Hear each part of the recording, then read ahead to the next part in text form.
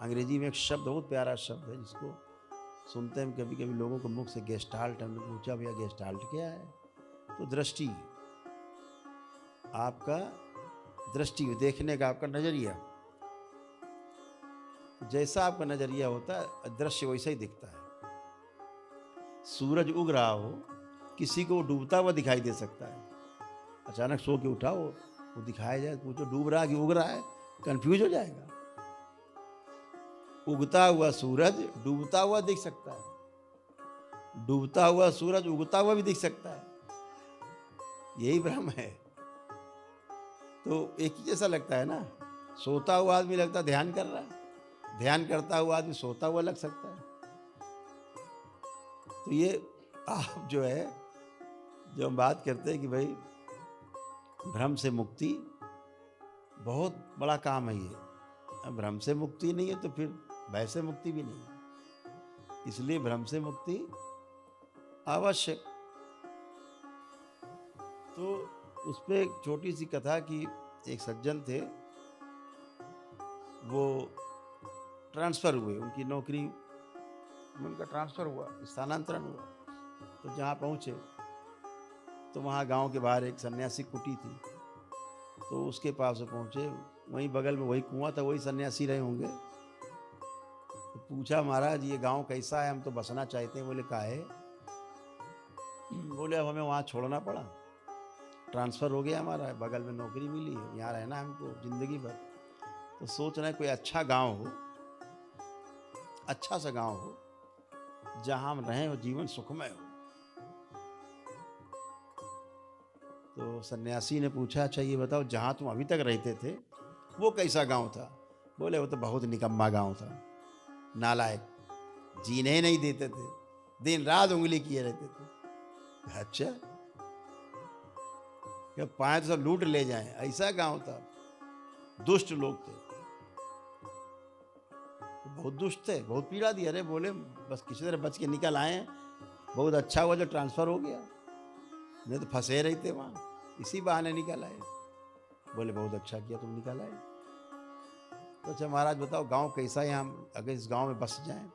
बोले ये गांव उससे बड़ा निकम्मा है, यहाँ तो बिल्कुल न रुकना, नहीं भारी संकट है। मतलब कहा यहाँ कितने निकम्मे तुमको यहीं मार के गिरा देंगे। अच्छा, बड़ा अच्छा बताए महाराज। बोले जो लिए हो ना सब लूट भी लेंगे, ये गांव बहुत अच्छा नहीं है। बोले अच्छा महाराज ठीक है, अच्छा बताया आपने। उनका भैया प्यास लगी, जरा कुआं में पानी निकाल के पी ले। पानी नहीं पी के बैठे, तब तक एक सज्जन हो रहा है वही सन्यासी के पास। पूछा बाबा एक आपसे सलाह लेनी। बोले पूछो बेटा। बोले हमारा भी स्थानांतरण हो गया है, कि देखा नहीं तो साथ ही बैठा हमारा, साथ है स्थानांतरण में। तो कहा हमारा भी स्थानांतरण हो गया है, हम सोच रहे हैं कोई अच्छा गांव मिले तो हम वहाँ रहें।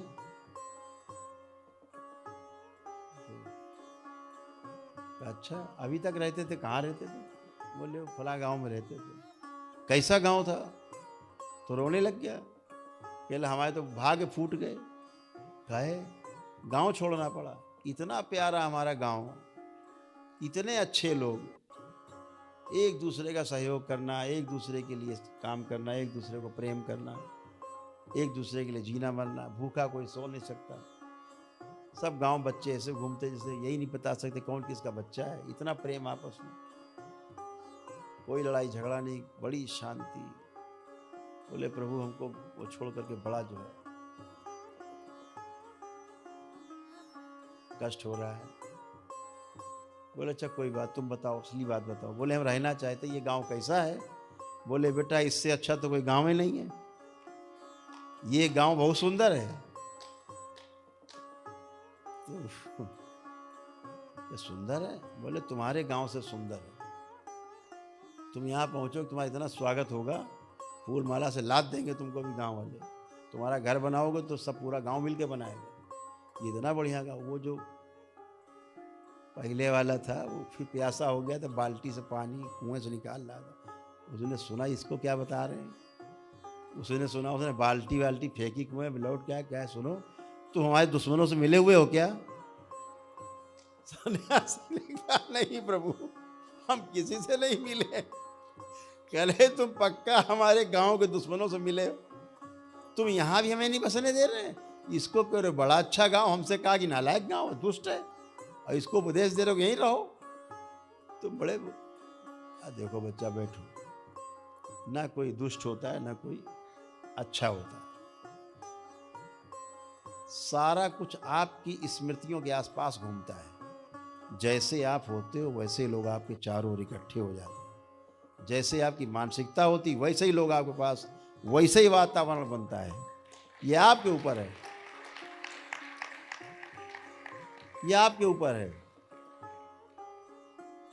कि आप कैसे हो। तो आप जैसे हो समाज उसका आईना होता है, आपको समाज वैसे ही दिखता है।